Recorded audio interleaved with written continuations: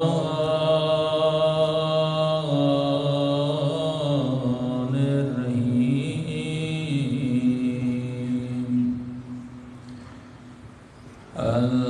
لله رب العالمين.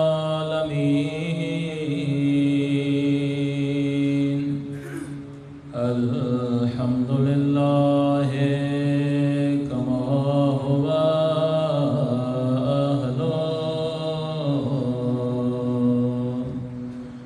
الصلاة والسلام على سيد المرسلين وخاتم النبيين أبي القاسم محمد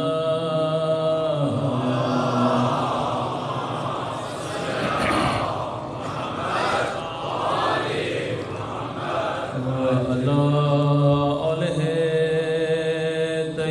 الطيبين الطاهرين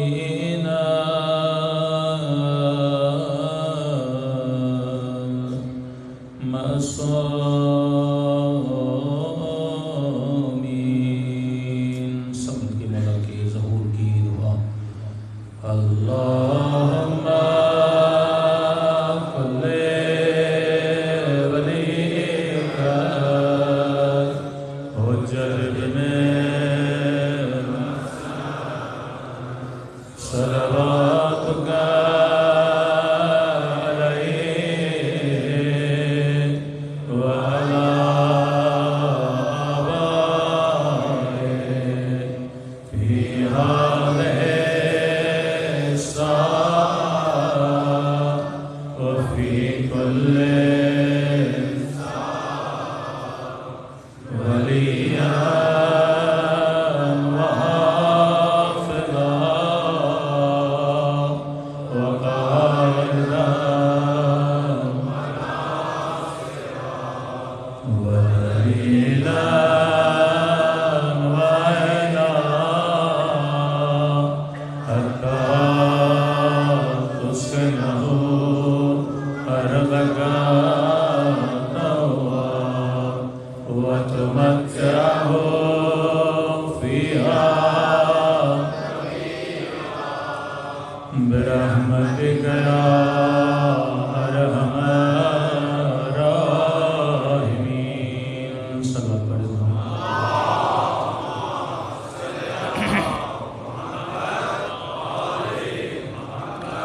بسم اللہ الرحمن الرحیم. رب اشرح لی صدری ویسر لی امری واحلل عقدۃ من لسانی یفقهوا قولی. اما بعد فقد قال رسول اللہ ان الحسین مصباح الخدا وسفینۃ النجات. صلوات پڑھیں محمد وعلی محمد.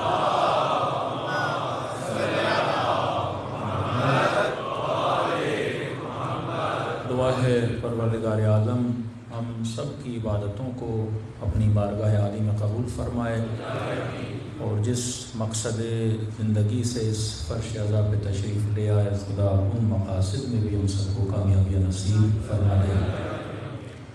مسلسل آپ کی خدمت میں عرض کر رہے ہیں کہ کربلا واقعے کا نام نہیں ہے، کربلا ایک تہذیب کا نام ہے، کربلا ایک تحریک کا نام ہے، کربلا ایک ریولیشن کا نام ہے.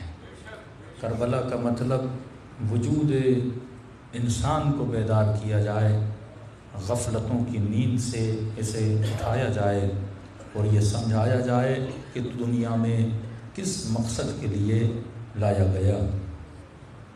سوئے ہوئے معاشرے کو حسین ابن علی نے اپنے خون کی قربانی سے بیدار کیا.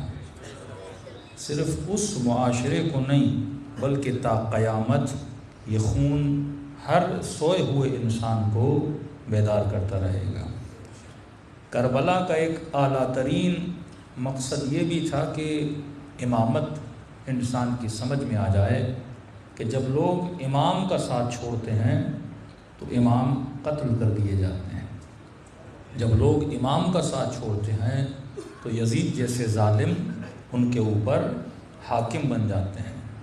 جب لوگ علی کا ساتھ چھوڑتے ہیں تو معاشرے میں قتل اور غارت بڑھ جاتا ہے۔ تو ایک طرح سے کربلا نے وحدت کا درس بھی دیا کہ آپ مجلسوں میں آ کے کیا سیکھتے ہو، چاہے مومن ایک دوسرے سے بات نہ کرے لیکن حسین کی محبت ان دونوں کو فرش عزا پہ کھینچ کے لاتی ہے۔ نماز کے بعد مصافحے کا فلسفہ یہی ہے کہ مومن مومن سے کیا کرے، مصافحہ کرے، ہاتھ ملائے۔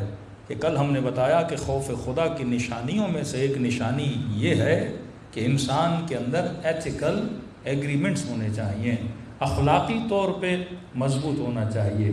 اب یہ نہیں کہ اخلاق صرف اپنی بیوی کے ساتھ، اپنے بچوں کے ساتھ، بلکہ اخلاقی طور پہ ہمسایوں کے ساتھ بھی اس کا اخلاق اچھا ہونا چاہیے۔ ہمسائے صرف نہیں، پڑوسی صرف نہیں، فرمایا تیرا اخلاق ایک حیوان کے ساتھ بھی اچھا ہونا چاہیے۔ ایک چڑیا کے ساتھ بھی تجھے بد اخلاقی کرنے کی اجازت نہیں ہے۔ اور آج معاشرہ دیکھیں، بد اخلاقیوں کا عالم دیکھیں، چڑیا تو دور، مراجے کی توہین کی جاتی ہے، علماء کی توہین کی جاتی ہے، دین شعائر اللہ کی توہین کی جاتی ہے، کبھی قرآن کو پھاڑ دیا جاتا ہے، کبھی کتاب خدا کو جلا دیا جاتا ہے۔ یہ وہ انسان ہے جو اللہ کی ولایت سے نکلا ہوا ہے اور ولایت شیطان میں زندگی بسر کر رہا ہے۔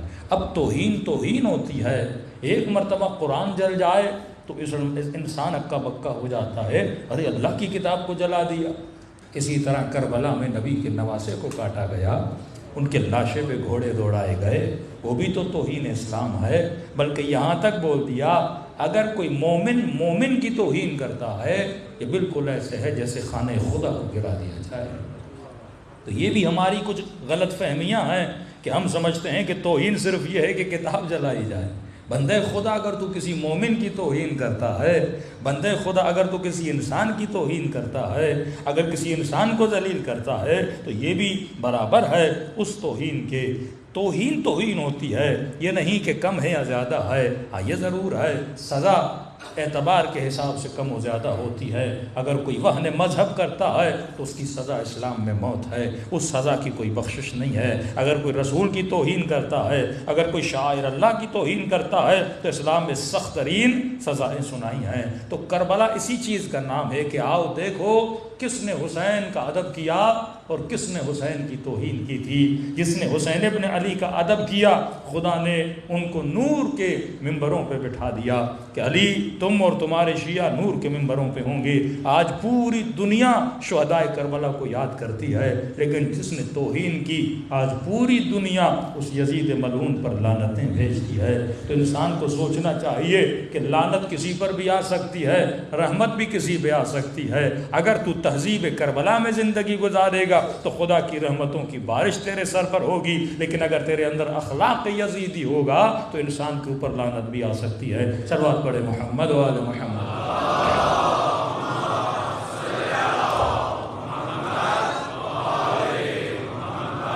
تو ایک اصول جو ہم نے امام حسین کی زندگی کا بتایا کہ مولا حسین کا واقعہ طرز زندگی کیسا تھا، میں نے اس طرز زندگی کو فالو کرنا ہے۔ ہم نے کہا کہ جو پہلا اسٹیج اہل بیت کی زندگی کا امامت ہے، علم ہے، عصمت ہے، وہ ہم نہیں لے سکتے۔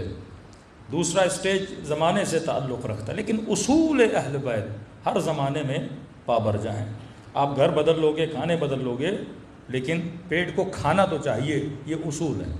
بدن کو پانی تو چاہیے، اب آپ پانی کی جگہ پہ جوس پیو یا کوئی اور چیز پیو، اس بدن کو تری کی ضرورت ہے، اس بدن کو آئرن کی ضرورت ہے، اس بدن کو وٹامنس کی ضرورت ہے، اس بدن کو پروٹین کی ضرورت ہے۔ اب پروٹین کس جگہ سے پوری کرتے ہو یہ تیری مرضی ہے، لیکن اصول پابرجا ہیں۔ وہی بدن اس زمانے میں بھی تھا، اس زمانے میں بھی ہے، اصول کو تم نے فالو کرنا ہے۔ تو زندگی میں نے کچھ پلرز پہ کھڑی کرنی ہے۔ اب یہ پلرز یا شیطان کے ہیں یا رحمان کے ہیں، اب یہ ڈیسیجن تو نے لینا ہے۔ بعض اوقات جو معصوم کی چھٹی میں نے کل بات بتائی، معصوم فرماتے ہیں کہ تقریباً 75 لشکر ہیں، عقل کے 75 لشکر ہیں جہالت کے. سمجھو شیطان کے پاس 75 سپاہی ہیں، یہاں اللہ کے 75 سپاہی ہیں. پھر چھٹے امام نے ایک ایک سپاہی کا نام بتایا.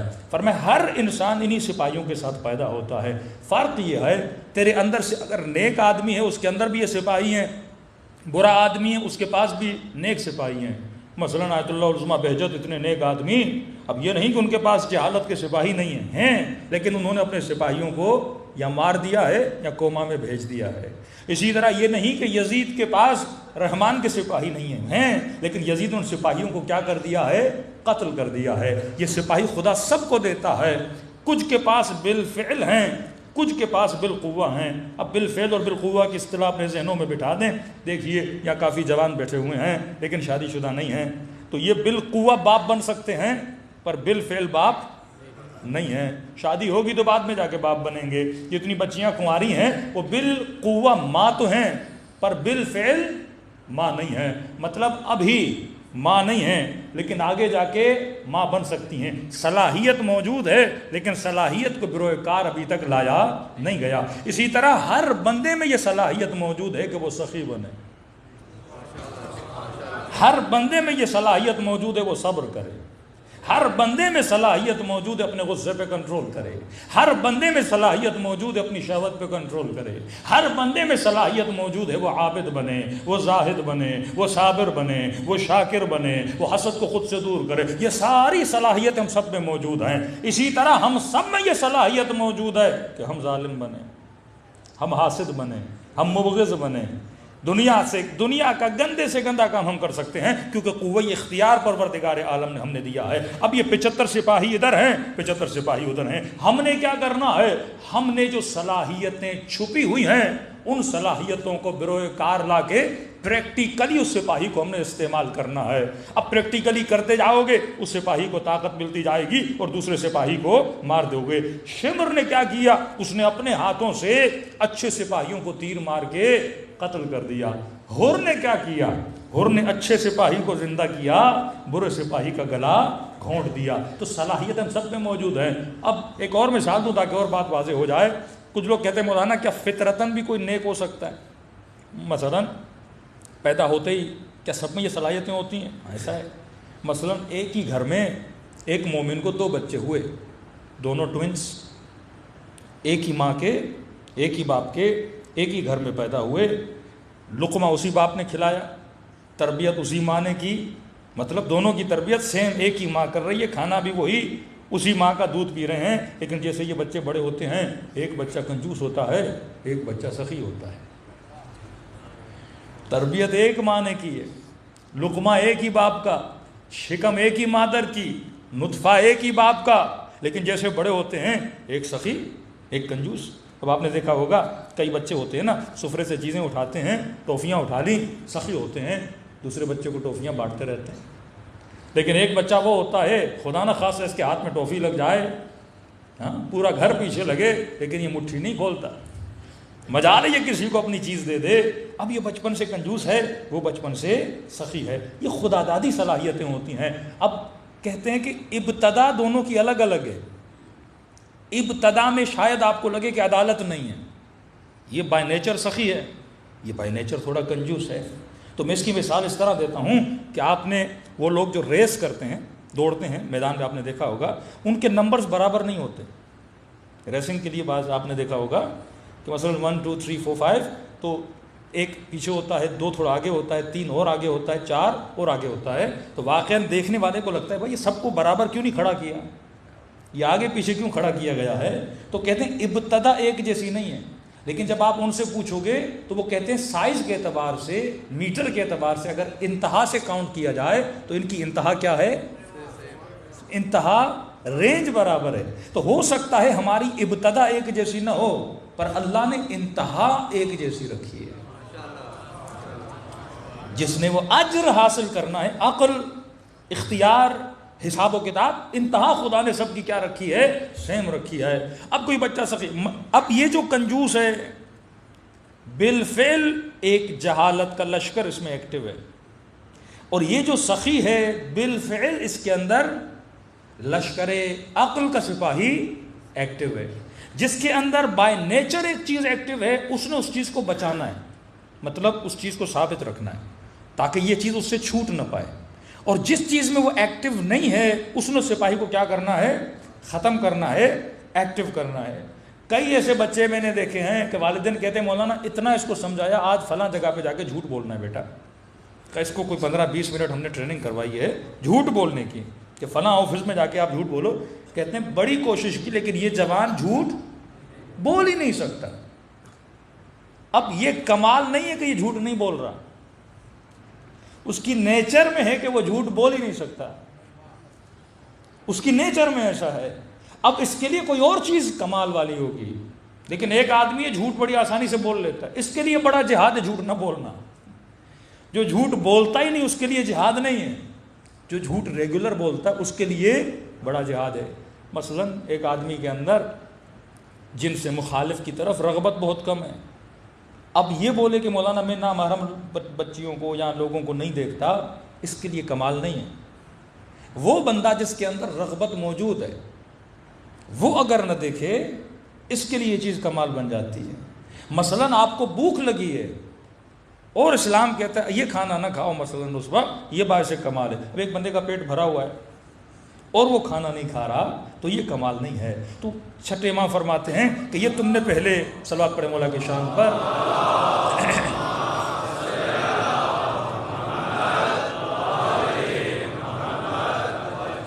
تم نے پہلے چیک اینڈ بیلنس کرنا ہے کہ واقعاً کون سا سپاہی تمہارے وجود میں کیا ہے, ایکٹیو ہے. اور یہ کہاں سے سیکھو گے؟ یہ طرز زندگی اہل بیت علیہ الصلوۃ والسلام سے سیکھو گے. ایک اصول ہم نے اہل بیت کی زندگی کا 2 مجلسوں میں ڈسکس کیا, وہ اصول تھا خوف پروردگار عالم. یہ سپاہی تب کنٹرول میں رہیں گے جب تیرے وجود میں اللہ کا خوف ہوگا. خوف نہیں ہوگا, بندہ بے باک ہو جائے تو وہ ظلم اور جہالت کے سپاہیوں کو دوڑاتا بھی ہے اور حکومت الہی میں رسوخ کر کے بندگان خدا کو نقصان بھی پہنچاتا ہے. آج دوسرے پہلو پہ آنا چاہتے ہیں. جو اہل بیت کی زندگی میں یہ صفت واقعاً ائمہ اہل بیت رسول خدا کی زندگی میں ایک بارز ترین صفت تھی, اور وہ ہے صفت عفو, معاف کرنا. آج معاشرے میں جتنے بھی جھگڑے ہیں, طلاقیں ہیں, بھائی بھائی سے لڑا ہوا ہے, مولوی مولوی سے لڑا ہوا ہے, سب کی وجہیں کیا ہیں؟ معاف نہ کرنا. فرماتے ہیں جس کے اندر معاف نہ کرنے کا جذبہ ہے اصلاً وہ کسی کو معاف کرنے کے لیے تیار نہیں ہے. اس سے بڑا کوئی قسی القلب بندہ نہیں ہے. کہ چھٹے امام جعفر صادق علیہ السلام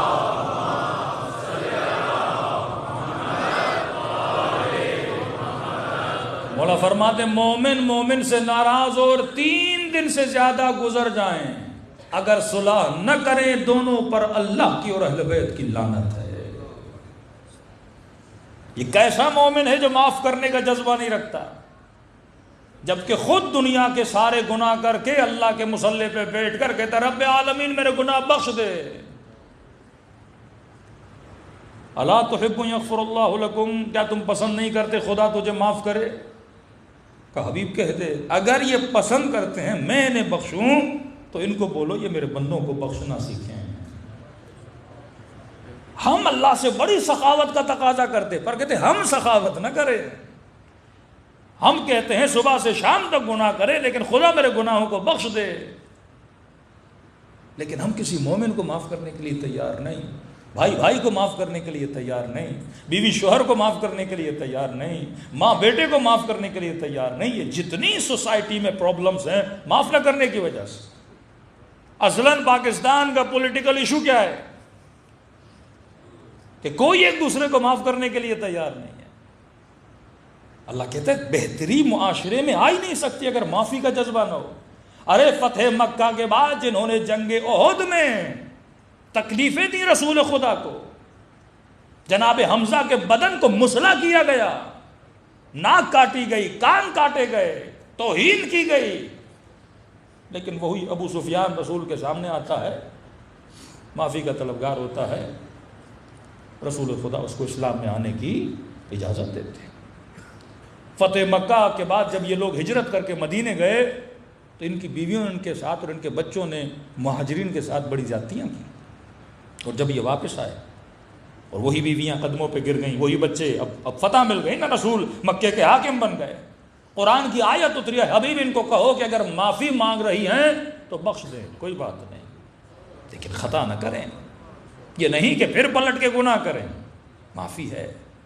کربلا کے میدان میں ایک شامی بندہ، کہتے ہیں بڑا قوی ہیکل، قد کا لمبا، جسم کا بھاری بندہ، اس کو اپنی شجاعت پہ بڑا بھروسہ تھا کہ کوئی ایسا نہیں جو میرے مقابلے میں آئے اور اسے بچھاڑ نہ سکوں، جس لائک عمرو بن عبدوت، اور آیا، اس للکارنا شروع کیا، اپنا سب سے بہادر ترین بندہ آئے، میں شام کا رہنے والا ہوں، بنو امیہ کا ماننے والا ہوں، کہ امام حسین اس کے مقابلے میں گئے، کہا دیکھتے ہیں کہ تو بہادر ہے یا حسین بہادر ہے۔ امام نے حملہ کیا، حملہ کرنے کے بعد اس کی دونوں ٹانگیں امام نے تلوار کے وار سے کاٹ دی۔ کہتے اس میدان جنگ میں جب ٹانگیں کٹی ہوئی تھیں، امام حسین کے قدموں کو پکڑ کے رو کے یہ کہنے لگا کہ واللہ مجھے نہیں پتا تھا علی کا بیٹا اتنا بہادر ہے، اگر پتا ہوتا میں کبھی جنگ کے لیے نہ بلاتا۔ اور وہاں پہ کہتا حسین مجھے معاف کرو، کیونکہ دوسرا حملہ امام اس کی گردن پہ کرنے والے تھے، کہ مجھے معاف کرو، آگے سے آپ کے مقابلے میں کبھی نہیں آؤں گا، اصلاً میدان چھوڑ کے چلا جاؤں گا۔ کہتے اس میدان جنگ میں امام حسین نے لشکر یزید کو کہا لے جاؤ اپنے سپاہی کو، وہیں پہ حسین نے معاف کی۔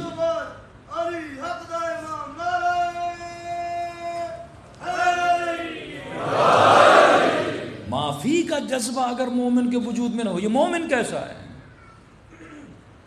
علی ابن مہزیار 18 سال یا 21 سالوں پہ بحث نہیں ہے، لیکن اتنے سال حج پہ جا رہا تھا تاکہ مجھے امام زمانہ کی زیارت ہو جائے۔ مستند ہے علی ابن مہزیار کا واقعہ، نہیں ہو رہی زیارت۔ اتنے سالوں کے بعد انسان کے صبر کی بھی ایک حد ہوتی ہے۔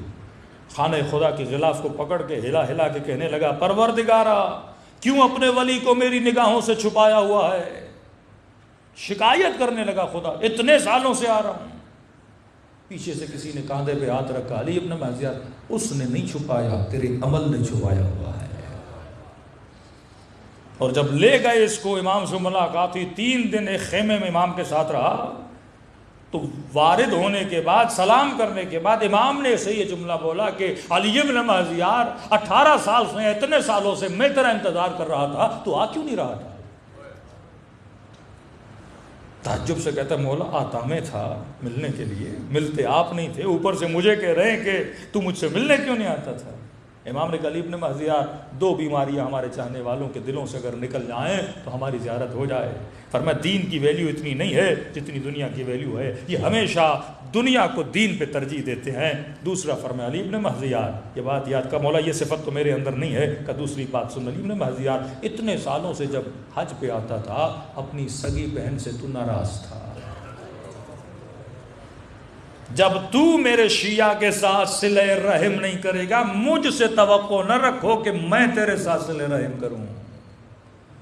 کہ اس سال آ رہے تھے، ہم نے تیرے دل میں ڈالا کہ بہن سے مل کے آ، اس سال تو حج پہ آنے سے پہلے بہن سے مل کے آیا، اور یہ شرف زیارت تجھے اللہ نے کیا کیا ہے؟ عطا کیا ہے۔ وہ بلی کے لیے مشہور ہے نا کہ بلی کھا کے حج پہ چلی کہتے ہیں نا، پوری دنیا کے ساتھ بندہ ظلم کر کے آپ کے حکمرانوں کی طرح حج کرنے چلا جائے،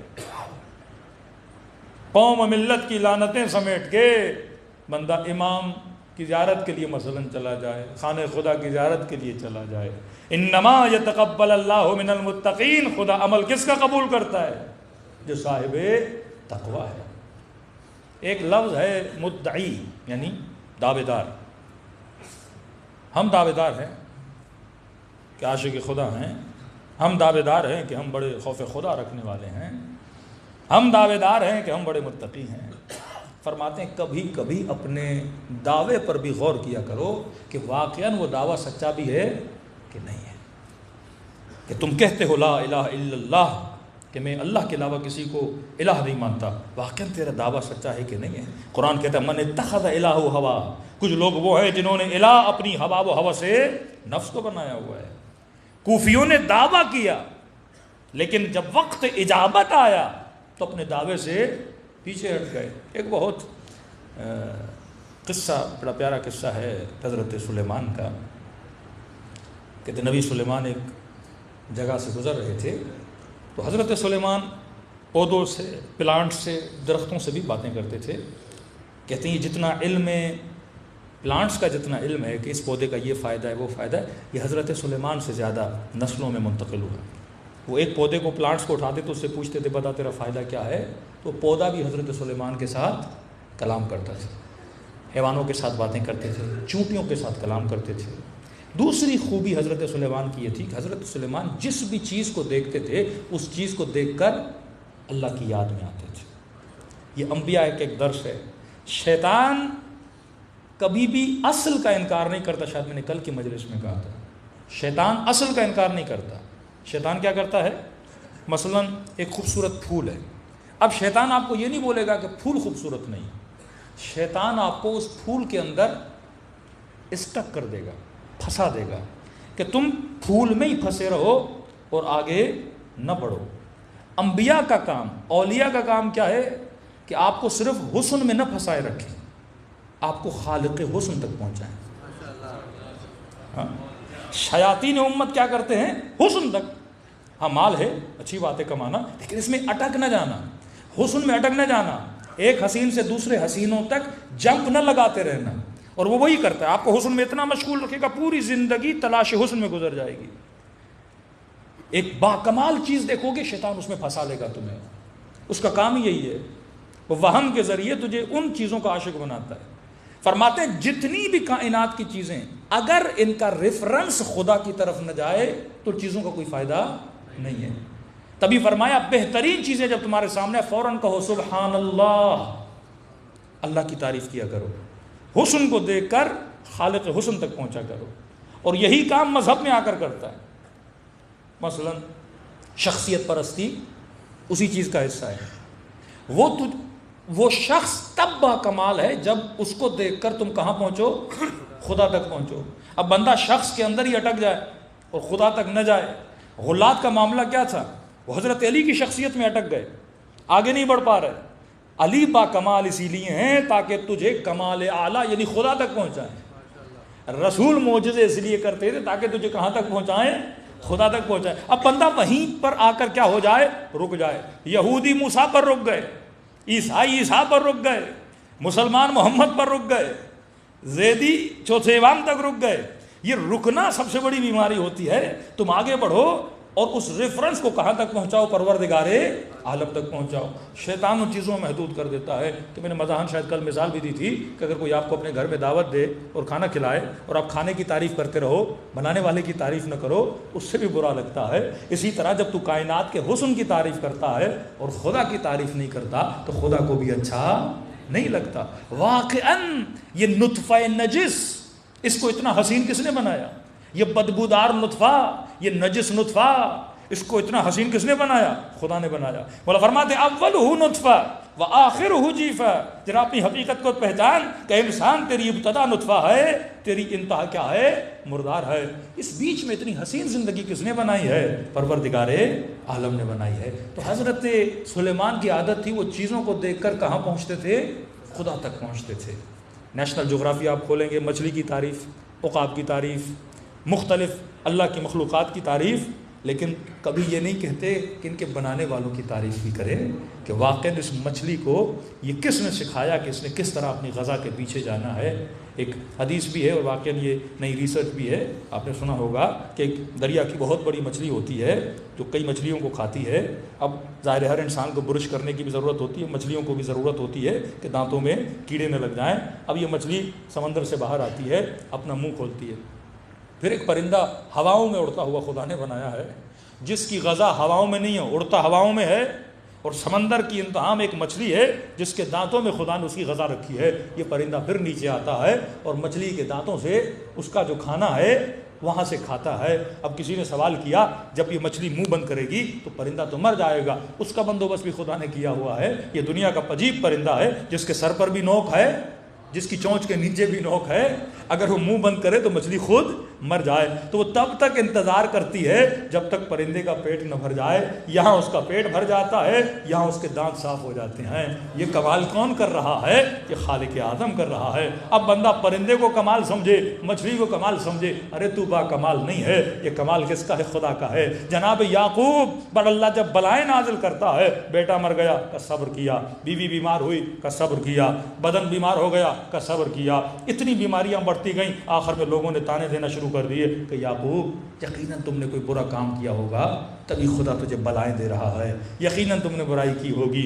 یقیناً تم نے گناہ کیا ہوگا۔ جب لوگ تانے دینے لگے تو حضرت یعقوب نے کہا پروردگارا، بیٹے کے مرنے پہ صبر کیا، بیوی کے بیمار ہونے پہ صبر کیا، بدن میں بیماریاں آئیں صبر کیا، کیڑے پڑ گئے صبر کیا، لیکن خدایا اب لوگوں کے تانے مجھ سے برداشت نہیں ہوتے۔ اللہ نے وحی بھیجی، یعقوب اتراتا کس بات پر ہے کہ بیٹا مر گیا صبر کیا، بیوی بیمار ہوئی صبر کیا، بیماری آ گئی صبر کیا، کہ یعقوب اپنے صبر پہ فخر نہ کرو، اگر تم نے صبر بھی کیا تھا یہ بتاؤ تجھے صبر کرنے کی توفیق کس نے عطا کی تھی؟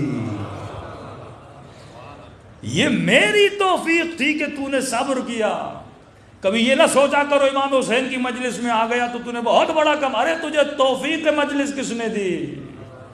نہ مجلس پڑھنے پہ کوئی فخر کرے۔ یہ جملے جب منہ سے نکل رہے ہیں، چھوٹی سی بیماری انسان کو ہو جائے تو انسان کلام نہ کر سکے، کانوں کی توانائی لے لے تو سن نہ سکے، قدموں کی توانائی لے لے وہ تو چل نہ سکے، تو یہ جتنی توفیق میں ایون اگر تو نماز بھی پڑھ رہا ہے یہ کس کی توفیق ہے؟ پروردگار عالم کی توفیق ہے۔ اگر تیری آنکھوں سے آنسو بھی نکل رہے ہیں کس کی توفیق ہے؟ خداوند متعال کی توفیق ہے۔ تو فرمائے ہر چیز کس تک پہنچنی چاہیے؟ خدا تک۔ یہ عقل مندوں کی نشانی ہے، لیکن بعض لوگ شخصیتوں میں پھنس جاتے ہیں۔ شخصیت پرستی حرام ہے۔ اصل یہ ہے اگر وہ چیز تجھے خدا تک پہنچا رہی ہے اس چیز کو فالو کرو، کبھی بھی ان چیزوں پہ اٹکا نہ کرو۔ صلوات پڑھے محمد و آل محمد۔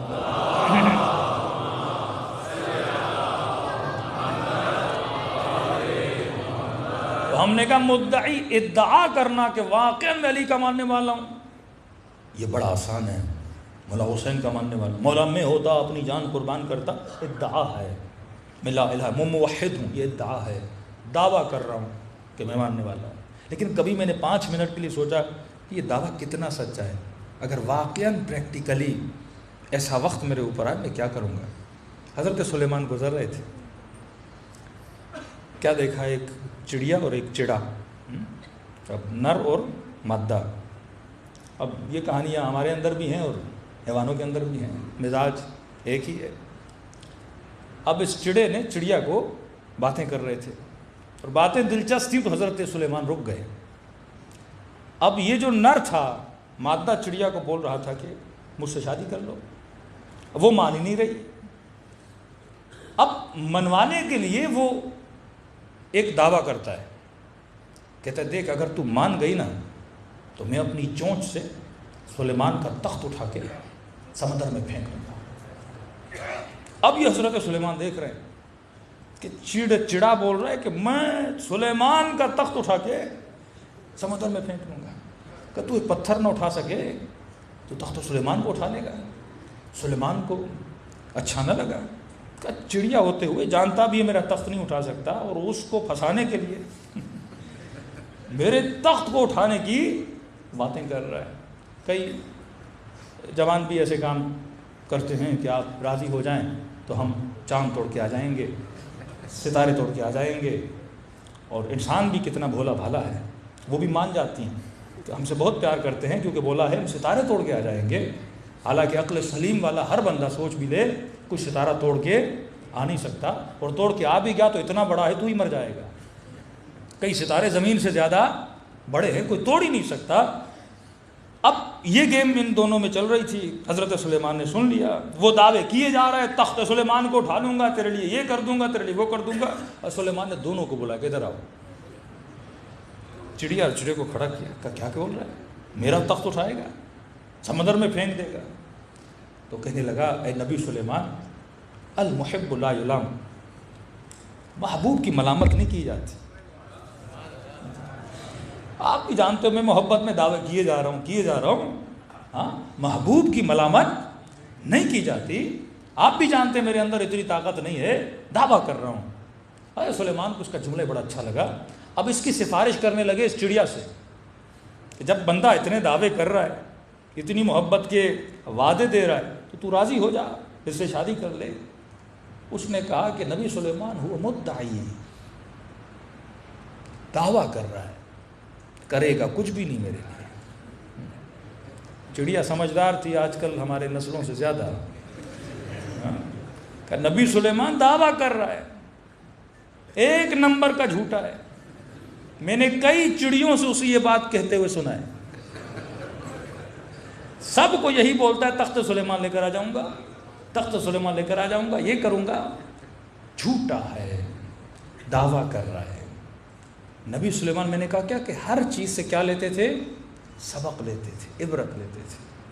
معصوم فرماتے ہیں کئی دنوں تک سلیمان اپنے محل سے باہر نہیں آیا اس جملے کو سن کے کہ دعویٰ کر رہا ہے، جھوٹا ہے۔ کہتے ہیں ہفتوں سلیمان روتے رہے اور کہنے لگے خدایا کہیں ایسا تو نہیں کہ سلیمان بھی تیری محبت کا دعویٰ کر رہا ہے۔ صرف بات ہو اور اس بات میں حقانیت نہ ہو۔ خوف زدہ ہوتے تھے کہ ہم جو کہہ رہے ہیں واقعاً وہ ہمارے اندر ہے کہ نہیں ہے۔ ہم کتنی آسانی سے بول دیتے یا اللہ اتنا کننا معکم فافوز معکم فوزا عظیما، اے کاش ہم کربلا میں ہوتے، جانے قربان کرتے۔ یہاں جوان کو یہ بولا جائے آنکھ کو حرام سے بچاؤ، آنکھ نہیں اس سے بند ہوتی اور جان قربان کرنے کی باتیں ہوتی۔ ایک جھوٹ سے اپنی زبان کو روک نہیں سکتا، جان کی قربانی کی باتیں ہوتی ہے۔ اتنی آسان ہوتی اگر تحریک کربلا سارے کوفے والے کربلا میں ہوتے۔ جتنی جنگیں امیر المومنین کی اس جنگ میں جتنے سپاہی تھے اس میں چھاٹی نہیں تھی۔ صفین میں شمر بھی علی کے ساتھ کھڑا ہے، کوئی لالچ میں آیا، کوئی مولا کو خلیفہ ماننے کی وجہ سے آیا، کوئی کس بات کی وجہ سے، چھاٹی نہیں کی۔ کربلا کی وہ واحد جنگ ہے جس میں وہ لشکر ہے جو چھاٹی شدہ لشکر ہے، خلوص کامل والا۔ اتنی سختی ہے تدین امام حسین کی کہ جناب کھڑا ہے مولا حسین کے ساتھ، مولا مدد کے لیے، امام فرماتے ہیں کیا تمہارے سر پہ کوئی دین تو نہیں ہے، کسی کے مقروض تو نہیں ہو؟ مقروض ہو تو پہلے قرض ادا کر کے آؤ، پھر حسین کی مدد کرو۔ کہنے لگا مولا دیر ہو جائے گی، آؤں گا جاؤں گا، کہیں واقعہ نہ ہو جائے۔ کہ ہوتی ہے تو ہو جائے، اگر اتنا تجھے پرواہ ہے دیر ہو جائے گی، چلو کسی کو وکیل کر کے آؤ اپنا، کہ تیرے مرنے کے بعد تیرے اموال سے پیسے کاٹ کے اس کو ادا کریں۔ جس سرزمین کربلا پہ امام حسین پہنچتے ہیں، پوچھتے ہیں کتنے کی سرزمین ہے؟ حسین اس مٹی میں بھی دفن ہونا پسند نہیں کر رہے جو حسین کی خریدی ہوئی مٹی نہ ہو۔ اس قبیلے سے وہ زمین بھی خریدی، اور جس زمین میں، اور زمین وقف کی قبیلے کو شرطوں کی بنیاد پہ کہ یہ زمین تیری ہے، لیکن شرط یہ ہے جب میرا زائر آئے خدمت کرنا اس کی، جب کوئی پیاسا گزرے پانی پلانا، جب کوئی ہمارا محب آئے ہماری قبروں کے نشان دکھانا۔ اتنی پری پلاننگ، یہ فکر، یہ عقل، یہ تہذیب کون سکھا رہا ہے؟ امام حسین۔ لیکن آج مسلمانوں کا حال دیکھو، زمینوں پہ قبضے کر کے مسجدیں بنائی جا رہی ہے۔ یہ مہذب نہیں ہے، یہ سویلائزڈ نہیں ہے، اسے دین کا عطا پتہ نہیں ہے، یہ صرف نمازیں پڑھنا جانتا ہے۔ تبھی فرماتے ہیں بعض لوگوں کی نماز کل غراب ہے، کووں جیسی نماز ہے۔ کوا چونچ لگاتا ہے نا، چونچ والی نماز ہے۔ صلوات پڑھے محمد علیہ۔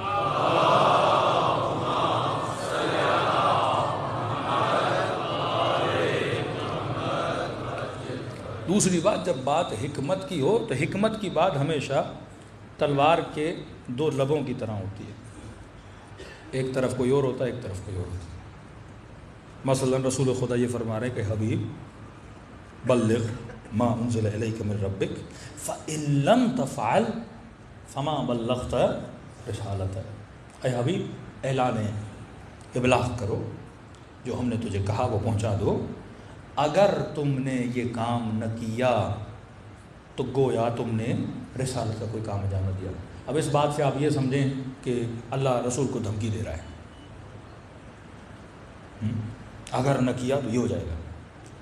یہ حکمت کی بات ہے، کسی چیز کی اہمیت کو بیان کرنے کے لیے ایسا جملہ ہوتا ہے کہ اس امر کی اہمیت کو سمجھو۔ اللہ کو پتا ہے کہ میرا نبی بات کو پہنچائے گا، وہ نبی کیسا ہے جو اللہ کی بات کو نہ پہنچائے؟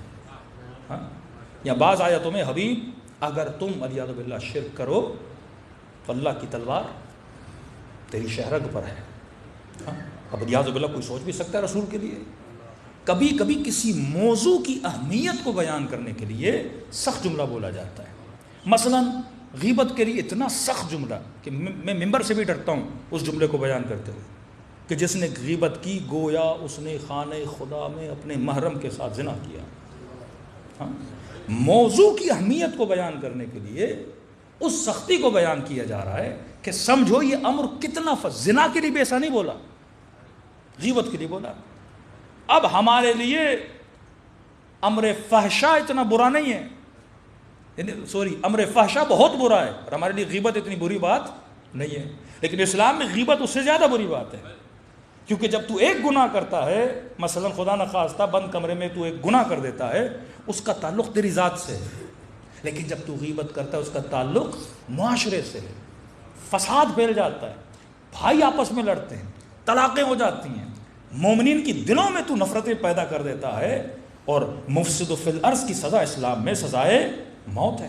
تبھی انفرادی گناہوں کا اتنی سزا نہیں جتنا اجتماعی گناہوں کی سزا ہے۔ اسی طرح ہم مجلس میں کئی جملے بولتے ہیں جو دو لبے ہوتے ہیں۔ اب ایک جملہ ہم نے بولا، ایک مومن نے اتنے میسج کیے، آدھا تو میں، بعض لوگ تو واقعاً ہر زمانے میں یہ ایسے لوگ ہوتے ہیں کہ جب حکمت بھرے آپ جملے معصوم کے نہ سمجھیں۔ میں نے ایک جملہ کہا تھا کہ کسی نے مولا علی سے پوچھا کہ ابلیس کی بیوی کا نام کیا ہے؟ ایسے ہی لوگ آتے تھے رسول خدا سے پوچھتے تھے کہ یا رسول اللہ، حضرت عیسیٰ نے، موسیٰ نے جو اژدہا بنایا تھا، وہ جو اژدہا بنا تھا وہ نر تھا یا مادہ تھا؟ یا موسیٰ کی نانی کا نام کیا تھا، دادی کا نام کیا تھا؟ تو اہل بیت اور رسول گرامی ایسے لوگوں کی کیا کرتے تھے؟ مذمت کرتے تھے کہ تمہارا سوال صحیح نہیں ہے، سوال وہ ہونا چاہیے جس سے کیا ملے؟ علم ملے۔ اب ہم نے کہا مولا علی اس کو سائڈ پہ لے گئے، مولا نے اس کی مذمت کی کہ تم سوال کیسا کر رہے ہو، سوال وہ ہونا چاہیے جس سے تمہارا ایمان بڑھے یا علم بڑھے۔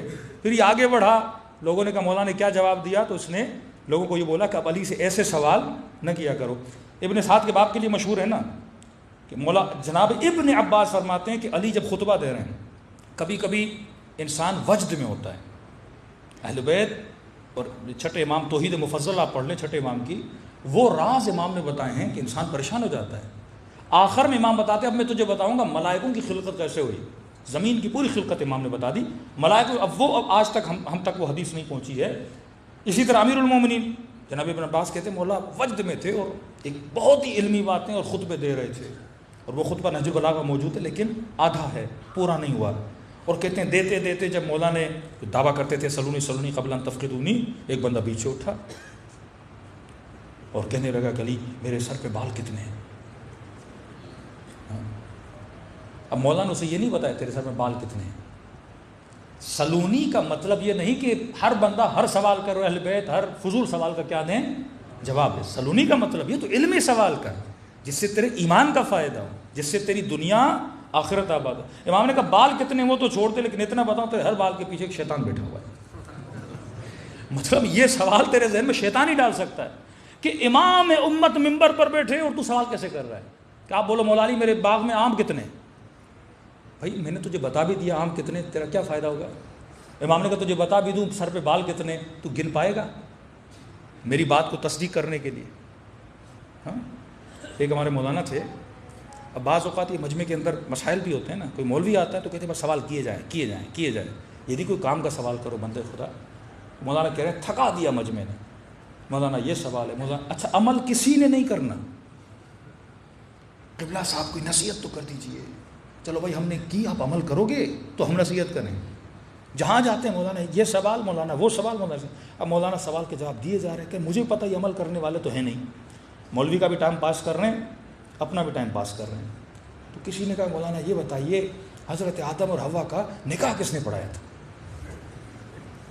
ایک تو 1.5 گھنٹے سے مولوی جواب دے دے کے تھک گیا، انہوں نے کہا میں نے پڑھایا تھا۔ اگر میں کیا اس سے تیرا لینا دینا بندے خدا، نکاح کس لیے پڑھایا تھا؟ بعض سوال ایسے ہوتے ہیں جن کا کوئی فائدہ ہی نہیں ہے. تو اہل بیت ایسے لوگوں کی کیا کرتے تھے؟ مذمت. امام امت اگر بیٹھے آپ ایسے سوال کرو جس کا کوئی فائدہ نہیں ہے. جواب نہ دینے کا مطلب یہ نہیں کہ امیر المومنین کو پتہ نہیں تھا. اب مولا کوئی نام بتا بھی دیتے وہ تصدیق کیسے کرتا بھائی؟ چلو آپ مجھ سے پوچھو شیطان کی بیوی کا نام کیا ہے؟ ہاں؟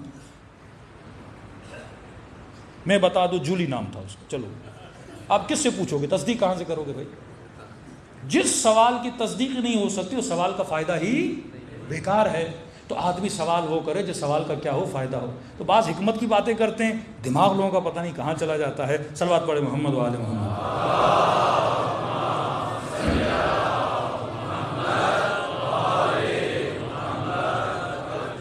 امر کو سمجھنے کی کوشش کرو.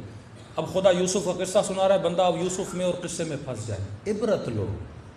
مطلب یہ ہے کہ جب گناہ کی دعوت ہو تو گناہ سے کیا کرو؟ بچو. بنی اسرائیل، بچھڑا، موسیٰ کی دوری، یہ اللہ کیوں بتا رہا ہے؟ اور نبی یہ کہے الساع بالساع، جو کچھ بنی اسرائیل نے کیا وہ سب کچھ میری امت بھی کرے گی. واقعہ جناب سیدہ کا خطبہ ہے، ہم کچھ چیزیں ممبر پہ بیان نہیں کر سکتے، اب اس میں پڑھ لیں بی بی نے کون کون سی نسبتیں دی ہیں، واقعا نسبتیں دی ہیں. جو کچھ انہوں نے کیا، جو فرقے ان میں بنے وہ فرقے امت مصطفیٰ میں بنے. تو صاحب عقل جو ہوتا ہے وہ عبرت حاصل کرتا ہے. جو صاحب عقل نہیں ہوتا وہ قصوں میں چپک جاتا ہے، وہ کہانیوں میں چپک جاتا ہے، وہ چیزوں سے لپٹ جاتا ہے لیکن ان قصوں سے فائدہ نہیں لیتا. واقعا امیر المومنین کی ساری جنگیں دیکھیں لیکن ان جنگوں کا یہ واقعہ کہ علی کے چہرے پر کسی نے لعاب دہن پھینکا اور علی نے اسے اس وقت نہیں مارا، اس کے سینے سے کھڑے ہو جاتے ہیں، چہل قدمی کرتے ہیں، پھر جاتے ہیں اس کے گلے پہ وار کرتے ہیں. اور جب اعتراض ہوا کہ علی آپ نے پہلے کیوں نہیں مارا تو امام نے فرمایا آج تک میں نے اپنے دشمن کو نہیں مارا. جب لعاب دہن پھینکا دشمنی ہو گئی نا. آپ کی توہین کوئی کرے گا اور آپ غصے میں اسے مارو تو یہ غصہ کس کے لیے ہوا؟ اپنے لیے ہوا نا، اللہ کے لیے نہیں ہوا نا. کہ علی نے ہمیشہ خدا کے لیے جنگ کی ہے. کسی کو بھی جب یہ لوگ بولتے تھے علی تو نے میرے باپ کو مارا، میرے بھائی کو مارا، مولا فرماتے ہیں مجھ سے کیوں دشمنی کر رہے ہو؟ میں نے اپنے لیے نہیں مارا، خدا کے لیے مارا. اب میرا ایمان ہے کہ یہ حدیث جو آتی ہے ضربت علی یوم الخندق افضل من عبادت ثقلین، تب ایک ضربت عبادت ثقلین سے افضل بن جاتی ہے کیونکہ اس ضربت میں خالصتاً عبادت پروردگار عالم چھپی ہوئی ہے. صلوات پڑھے محمد و آل محمد.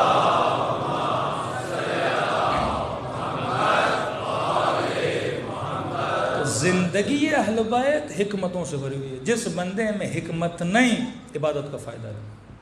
جس بندے میں عقل نہیں، بے عقل بندے کی عبادت. اس پہ ہم کل بات کریں گے کہ عقل، جہل اور علم ان تینوں میں فرق کیا ہے. عبادت کا فائدہ نہیں. اب دیکھیں ایک بندہ ایک نمبر کا عابد ہے، صبح سے شام عبادتیں، نمازیں، روزے، ہاں، لیکن اگر عقل نہ ہو، خود کش بن جائے، ایک مسجد میں جا کے اٹیک کر دے، 1000 لوگوں کو مار دے، اس عابد کا کوئی فائدہ ہے؟ ایک ایسا عابد جس کے اندر عقل نہیں ہے. خوارج کے اندر عقل نہیں تھی، عبادتیں برملا کرتے تھے. تو اہل بیت علیہ الصلوۃ والسلام سب سے پہلی چیز جو انسان کو سکھاتے تھے یزکیہم ویعلمہم الکتاب والحکمہ. تزکیہ کر، پاک و پاکیزہ کر. پاک و پاکیزہ کرنے کے بعد انہیں کیا سکھا؟ علم سکھا. علم سکھانے کے بعد کیا سکھا؟ حکمت سکھا کہ میں نے کس زمانے میں کس طرح علم کرنا ہے. اب وہ غیبت جس کے لیے یہ فرمایا جائے کہ غیبت کرنے کا گناہ اس طرح ہے جس طرح خانہ خدا میں بندہ بدکاری کرے. اب حکمت کے پھر جملے فرمایا وہ غیبت جو اتنا برا ہے لیکن 3 جگہوں پہ غیبت کرنا ثواب ہے. ہاں؟ حکمت بندہ اگر جانے. اب میں ساری مجلس پڑھ دوں غصہ کرنا حرام ہے، غصہ کرنا حرام ہے، لیکن کئی جگہوں پہ غصہ کرنا ضروری ہے. غصہ نہ ہو تو بندے میں غیرت نہ ہو. غصہ نہ ہو تو میدان جہاد میں کیسا جائے. غصہ نہ ہو تو دینداری معاشرے میں کیسے پھیلائے. کوئی انرجی بری نہیں ہوتی، اس انرجی کو میں نے کہاں یوز کرنا ہے یہ حکمت کی بات ہوتی ہے. ہاں؟ اب غیبت کہاں کرنا جائز ہے؟ سرسری بتا رہا ہوں. مثلا ایک مومن نے، اس کے گھر پہ بیٹی کا رشتہ آیا ہے. ہاں؟ ایک جوان آیا کہ آپ اپنی بیٹی مجھے دے دیں. اب بھائی کون ہو؟ کہ میں بحریہ ٹاؤن میں رہتا ہوں، فلاں جگہ پہ رہتا ہوں، اب آپ آ گئے بحریہ ٹاؤن، مسجد خدیجۃ الکبریٰ، ہاں بھائی یہ جوان آتا ہے مسجد میں، نماز پڑھتا ہے، کیسا لڑکا ہے؟ آپ نے کہا بھائی کیوں پوچھ رہے ہو؟ کبھی اس نے بیٹی کا رشتہ مانگا ہے۔ اب آپ کو پتہ ہے اس جوان میں کوئی بری عادت ہے، اب یہاں بڑے نیک بن جاؤ، نہیں غیبت تو نہیں کرنی، ہاں بھائی بڑے جناب اچھے ہیں، اس نے زن رکھنا ہے، معصومین نے فرمایا ہے، اور کل وہ بیٹی کی شادی کرا اس کا ستیہ ناش ہو جائے۔ یہاں بتانا ضروری ہے، صرف اسے یہ نہیں کہ لاؤڈ پہ بولو اس کا رشتہ ہے جوان برا ہے، نہیں، جو تجھ سے پوچھنے آیا ہے واقعاً بیٹی کا رشتہ آیا ہے اسے بتانا ضروری کہ بندے خدا ہاں نماز تو پڑھتا ہے لیکن مثلاً غصے کا تیز ہے، نماز تو پڑھتا ہے لیکن جب غصہ آتا ہے مثلاً گالیاں بھی دیتا ہے، یہ بیماریاں اس کے اندر ہیں، آگے آپ جانو، آپ کا کام جانے۔ پہلی منزل۔ دوسری منزل، کوئی آدمی بزنس کرنا چاہتا ہے، ایک آدمی کو پارٹنر بنانا چاہتا ہے، وہ آپ سے آ کے مشورہ مانگتے ہیں، بندے خدا اس سے پارٹنر بنا رہا ہوں، بندہ امین تو ہے، کل چوری تو نہیں کرے گا، پیسے لے کے بھاگ کے تو نہیں جائے گا، آپ بولو نہیں بھائی میں غیبت نہیں کروں گا، حرام ہے، اب تم جانو تمہارا کام ہے۔ نہیں، یہاں تجھے بتانا ضروری ہے تاکہ اس بندے کے مال میں نقصان نہ ہو۔ نوکری کے لیے کوئی نوکر رکھ رہا ہے، اپنے گھر میں چوکیدار بنا رہا ہے، کہہ رہا کیسا بندہ ہے، اور آپ کو پتا بھی ہے 2-3 بنگلوں کو لوٹ چکا ہے، اور آپ بولو نہیں غیبت کرنا حرام ہے، بھائی میں نہیں بتاؤں گا، اور کل اس کا بنگلہ لوٹ جائے تو سارا گناہ کس پر ہے؟ تیرے اوپر آئے گا۔ تیسرا مقام، اگر کوئی مظلوم دہائی سنانے کے لیے تیرے پاس آئے، یہ مظلوم بندہ ہے جس کو کسی نے مارا ہے، کسی نے بیٹی کو مار دیا، کسی نے بیٹے کو مار دیا، کسی نے زیادتی کی ہے، کسی نے بیٹی کو طلاق دے دی، تو یہ بھی آ کے بتاتے ہیں نا کہ میری بیٹی کے ساتھ یہ ظلم ہوا، بیٹے کے ساتھ ہوا، اب اور بھی غیبت نہیں کروں میں، نہیں بس بات اس کا من ہلکا کرنے کے لیے چند باتیں سن لو تاکہ اس کا من کیا ہو جائے؟ ہلکا ہو جائے۔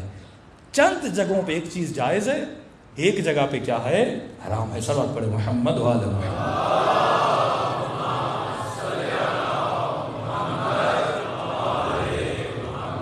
تو مکتب حکمت ہے، مکتب علم ہے، مکتب تہذیب ہے۔ جب تک کمپلیٹلی اس مکتب کو، جتنے واقعاً ہماری سوسائٹیز کے ایشوز ہیں، ہم نے صحیح طریقے سے دین کو سمجھا نہیں ہے۔ ایک کلی اصول ہیں، انشاءاللہ کل کی مجلس میں گفتگو کریں گے۔ ان اصولوں کو اگر کوئی بھی معاشرہ فالو نہیں کرے گا وہ معاشرہ تباہ و برباد۔ وَاعْتَصِمُوا بِحَبْلِ اللَّهِ وَلَا تَفَرَّقُوا، اللہ کی رسی کو تھامو، تفرقہ نہ کرو۔ اب کوئی نہیں تھامے گا، اس معاشرے میں تفرقہ ہوگا، قتل ہوگا، غارت ہوگا، تباہی اور بربادی ہوگی۔ اصولوں کو جو فالو کرے، مولا کیوں فرماتے ہیں معاشرے کفر کے ساتھ چل سکتے ہیں، ظلم کے ساتھ نہیں چل سکتے۔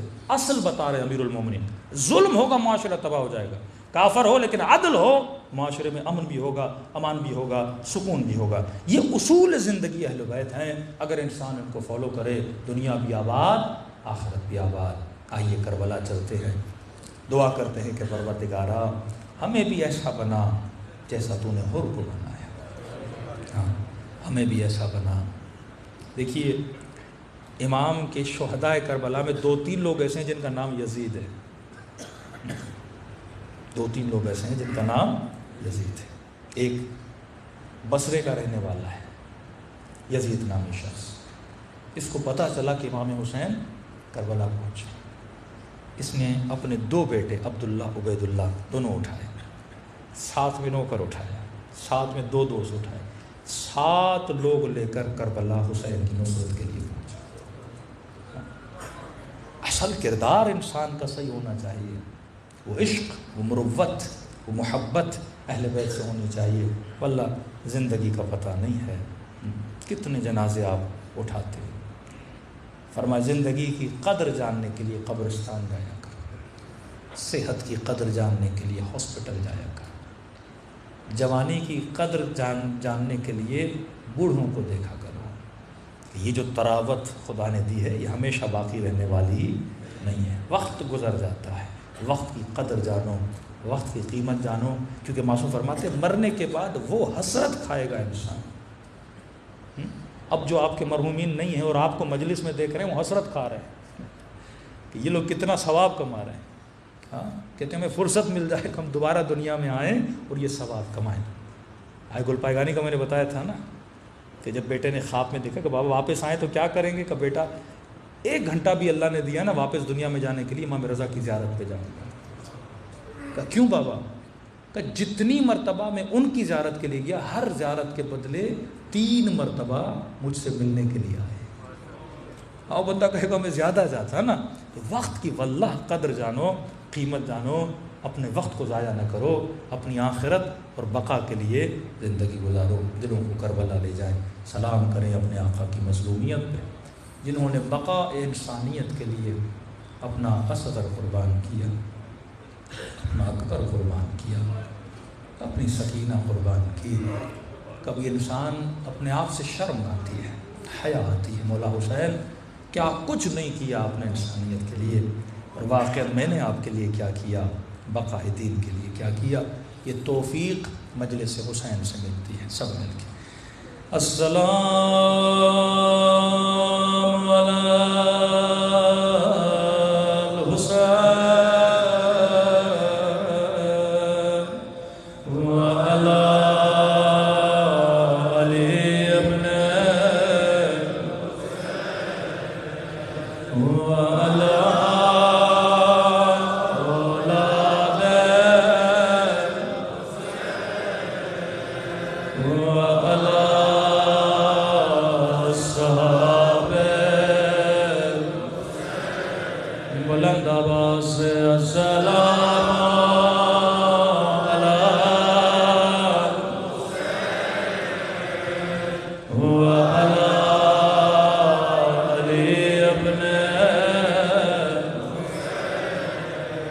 وعلی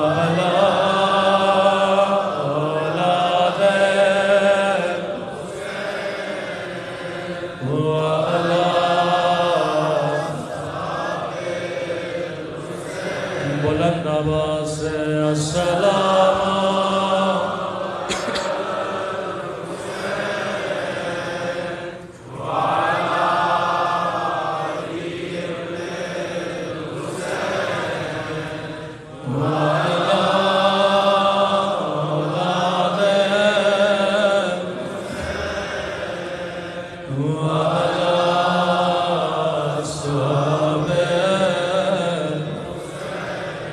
میرا سلام ہو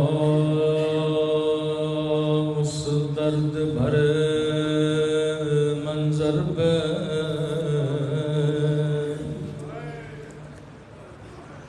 جب زینب کی نظر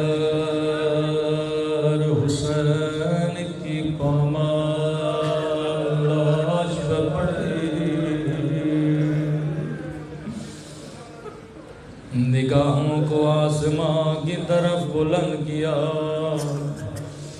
کہنے لگی میرے اللہ میرا حسین اس قابل تو نہ تھا کہ اس کے بدن پہ گھوڑے دوڑائے جائے. میرے اللہ اماں زہرا نے چکیاں پیس پیس کے بالا تھا. بڑا مشکل ہے بھائی کے زخمی بدن کو دیکھنا. کبھی علی اکبر کے جنازے پہ جاتے دار و قطار روتے. بی بی فضا کہتی ہیں کوئی ایسا شہید نہیں جس پہ بی بی زینب نے گریہ نہ کیا. ماں کو قریب نہیں آنے دیتی تھی، سب سے پہلے خود جاتی تھی، روتی تھی. لیکن فضا کہتی ہیں ایک مرتبہ خیمے میں دو ننھے لاشیں لائے گئے، کہیں بھی زینب نظر نہیں آئی. خیمے میں گئی کیا دیکھا، بی بی کا سر سجدے میں ہے، رو کے کہہ رہی ہے الحمدللہ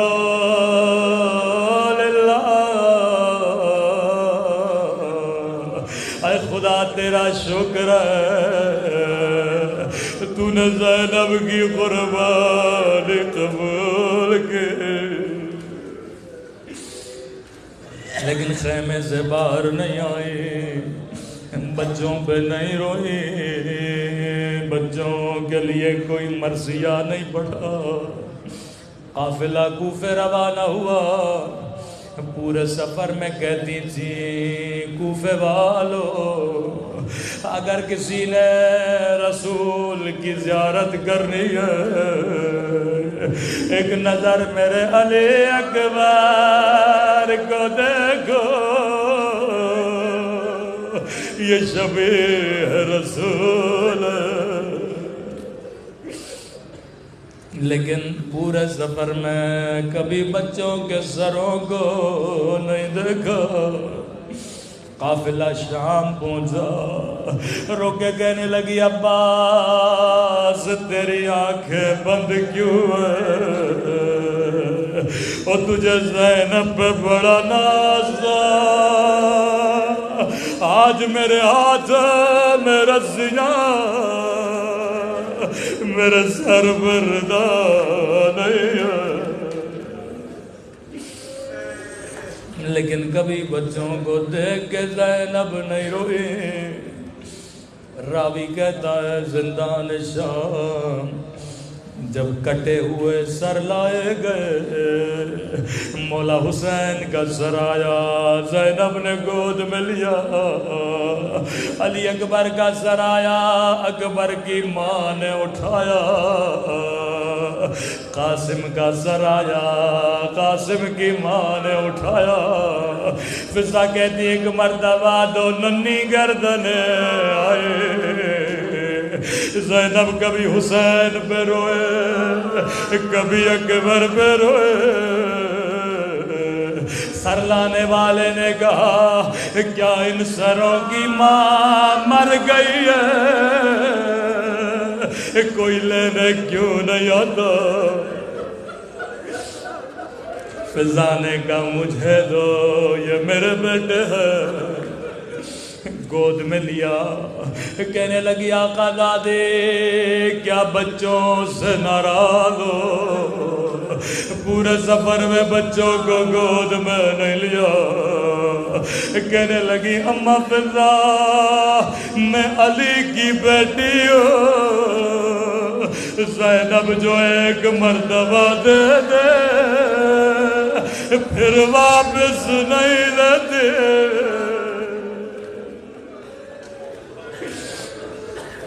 فضا کہتی ہیں پورے سفر میں زینب کبھی بچوں پہ نہیں روئی۔ قافلہ کربلا پہنچا، ایک ایک قبر پہ گئیں، ماتم کیا، گریہ کیا، لیکن وہاں بھی بچوں پہ نہیں روئی۔ قافلہ واپس مدینے پہنچا، مدینے والے استقبال کے لیے آ گئے، رو کے کہنے لگی ہے مدینوں کی عورتوں میں زینب اجڑ گئے، میرا حسین مار گیا، میرا اکبر مار گیا، او میرا قمر بنی ہاشم عباس مار گیا۔ فضا کہتی ہے یہاں پر بھی بچوں کا نام نہ لیا۔ کہنے لگی سجاد نانا کے روزے پہ جانا چاہتی ہوں، لیکن سجاد تنہا جانا چاہتی ہوں۔ فضا کہتی ہیں جیسے نانا کے روزے میں گئے، بڑی حسرت سے نانا کی قبر کو دیکھنے لگے، کہنے لگی نانا نانا بڑی دور سے آئی ہوں، پوچھو گے نہیں زینب کیا لائی ہو؟ یہ کہہ کر قبر کی طرف بڑھے، کلائیوں سے کپڑا ہٹایا، نانا کی قبر پہ رکھا۔ او نانا تیری امت نے دادیاں مارے، او نانا میری چادر چھینے، نانا میرا حسین مار گیا۔ لیکن زینب نے بچوں کا نام نہ لیا۔ فضا کہتی ہیں نانا کے روزے سے باہر آئی، سیدھا جنت البقیع اماں کی قبر پہ آ گئے۔ اب یہاں پہ زینب نے کوئی لمبے مصائب نہیں پڑھے، ایک مرتبہ خون بھرا کرتا نکالا، ماں کی قبر پہ رکھا، زلزلہ آیا ہوگا، زینب کرتا ہٹا، رو کے کہنے لگی اماں تجھ سے کرتا برداشت نہیں ہوا، لیکن میں نے 70 قدموں سے حسین کے گلے پہ خنجر چلتا ہوا دیکھا۔ اماں زینب سے پوچھو کیا گزرے؟ کسی نے کہا بی بی عبداللہ بلا رہے ہیں۔ اب آپ بھی صاحب اولاد ہو، میری مائیں بہنیں مجلس میں موجود ہیں، ذرا سوچ کے بتاؤ زینب کیا سوچ کے گھر جانے لگے؟ عبداللہ پوچھیں گے زینب میرے اولا محمد کا کیا ہوا؟